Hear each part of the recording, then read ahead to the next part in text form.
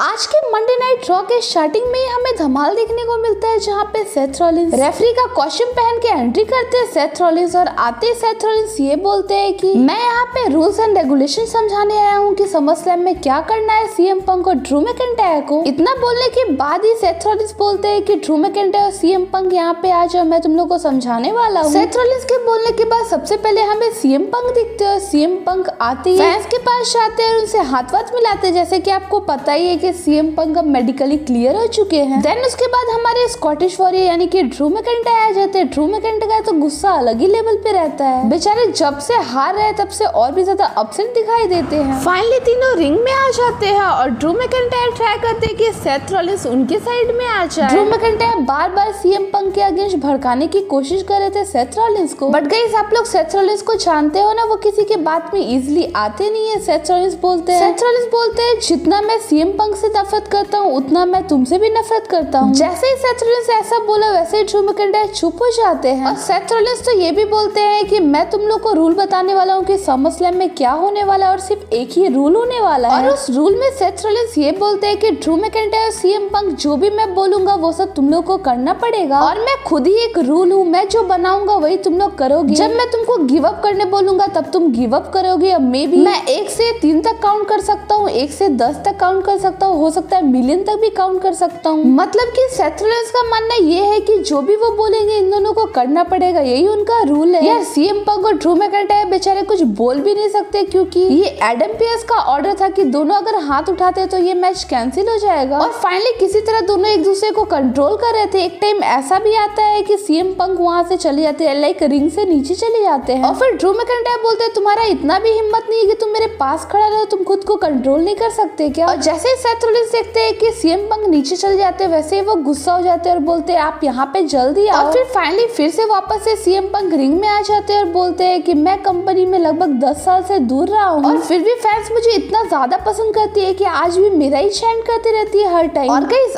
आज के रॉ में सीएम पंक और ड्रू मैकिंटायर का दोनों का प्रोमो एकदम आउटस्टैंडिंग था। लाइक इसको बोलते हैं प्रोमोस देना, जैसे सीएम पंक और ड्रू मैकिंटायर दे रहे थे एक दूसरे को। इनफैक्ट ड्रू मैकिंटायर तो साफ साफ सीएम पंक को बोलते हैं कि आई हेट यू, तुम मेरे नजरों से दूर चले जाओ। यार अभी इन लोगों के बीच इतना धमाल हो रहा है, तो आप सोचो कि समरस्लैम में क्या ही हमें देखने को मिलने वाला है। इनफैक्ट सीएम पंक तो सेथ रॉलिंस से भी नहीं डरते और बोलते हैं तुमको जो करना है कर लेना, मैं तेरा कोई भी हेल्प नहीं लूंगा। तो गाइस ऐसे ही इन दोनों ने अपने प्रोमो में बहुत कुछ बातें बोला एक दूसरे को। और गाइस एक टाइम में ऐसा भी हमें देखने को मिलता है, लगता है जहाँ पे सीएम पंक किस कर देते हैं ड्रू मैकिंटायर को। वो दोनों एक दूसरे के इतना ज्यादा क्लोज आ गए थे। ऐसा इसलिए हुआ था क्योंकि सीएम पंक कुछ बोल रहे होते हैं, उसके बाद ही ड्रू मैकिंटायर बोलते हैं कि मेरे पास कुछ है। फिर ड्रू मैकिंटायर ब्रेसलेट दिखाते हैं जहाँ पे सीएम पंक की वाइफ और उनके डॉगी का नाम रहता है। और जैसे ही सीएम पंक ऐसा देखते हैं वो काफी ज्यादा एग्रेसिव हो जाते हैं, वो पास भी जाते हैं बट टच नहीं करते, उन्हें पता ही था कि टच करते तो मैच कैंसिल हो जाता। तो गाइस अभी से बस आप 5 दिन वेट करो, आपको बहुत मजा मिलने वाला है WWE। इनफैक्ट जजमेंट डे में भी काफी गंडगोल हो रहा है। जजमेंट डे में ऐसा भी सीन देखने को मिल रहा है जहाँ पे लिव मॉर्गन क्लम हाउस को ही डिस्ट्रॉय कर देती है, जिसके वजह से रिया रिप्ली काफी ज्यादा एंग्री दिखाई दे रही थी। और कार्लिटो ही क्लम हाउस को उसके पास लेके जाते हैं रिया रिप्ली को, बोलते हैं कि ये देखो ये क्या हुआ, अब ये नहीं बचा, ये टूट चुका है। पता नहीं लिव मॉर्गन कौन सा बदला ले रही है। लिव मॉर्गन तो जजमेंट डे का क्लम हाउस को नहीं छोड़ रही है। इसी को लेके रिया रिप्ली बोलती है कि अच्छा रुको, मैं वेट करो, मैं उसे समरस्लैम में दिखाती हूँ कि वो किससे पंगा ले रही है। तो गाइस आगे और भी मजेदार होने वाला है जजमेंट डे का स्टोरी। आगे जो कुछ भी होता है मैं सब कुछ आपको इन डिटेल दिखाती हूँ। तो अभी के लिए इतना ही। अगर आपको मेरे ये कंटेंट लाइक थोड़ा सा ही पसंद आता हो तो चैनल को लाइक सब्सक्राइब जरूर करना। Till then bye bye, take care.